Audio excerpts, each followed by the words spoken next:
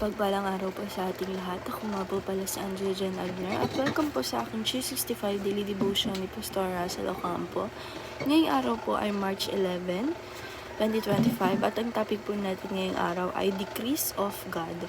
Kaya ba natin baguhin ang tadhana? And ang scripture po natin ngayong araw ay 2 Timothy verse 1 to 9.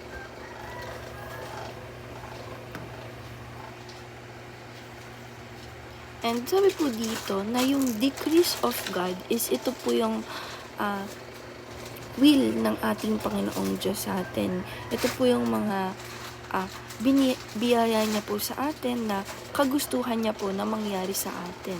And teaching number 1, God decrees are internal. Sabi po dito na ating Panginoong Diyos ay yung wish niya po sa atin, yung tinadhana niya po sa atin is ito po ay internal sa atin. And teaching number 2, God decrees are made solely by His decision. Sabi po dito na ating Panginoong Diyos ay yung decrease or yung will niya po natin are made by solely by His decision. Ito po yung will niya po sa atin. Ito po ang decision niya para sa atin at para po ito sa makakabuti na rin po sa atin. And sabi po dito sa Daniel 4 verse 35, all the peoples of the earth are regarded as nothing.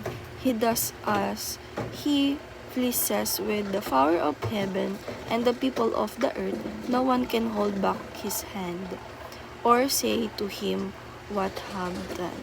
And teaching number 3, God decrees are directed toward His glory. Sabi po dito na yung will ng God or wish ng God para sa atin, yung tadhana niya para sa atin, ay directly toward His glory.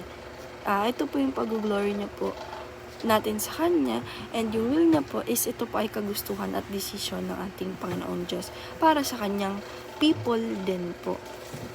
And para sa atin, sa people of the earth.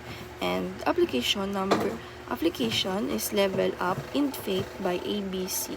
First, accepting the life is not about you. Sabi po dito na ang buhay po natin is hindi lang po para sa atin, but accepting the life na meron tayo is para sa lahat at para ito hindi maging selfish tayo, but ito ay para sa lahat, para sa people of the earth. And application number 2, believing that God is good, wise, and sovereign in all decisions. Sabi po dito na i-apply po natin sa sarili natin na maniwala po tayo na God is good sa ating buhay, and wise and sovereign sa lahat ng desisyon na ginagawa niya sa atin, na hindi lang yun para sa atin at para to sa lahat sa atin.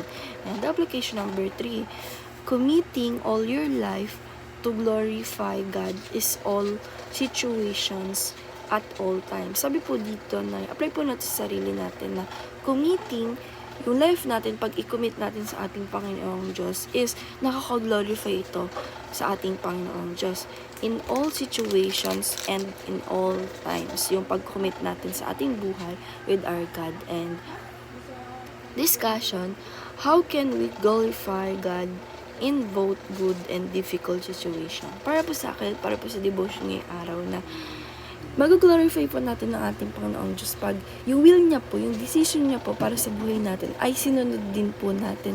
Ginawa po natin ng tama at hindi po natin ito ginawa ng mali. And ayun lang po ngayong araw. Maraming salamat. God bless.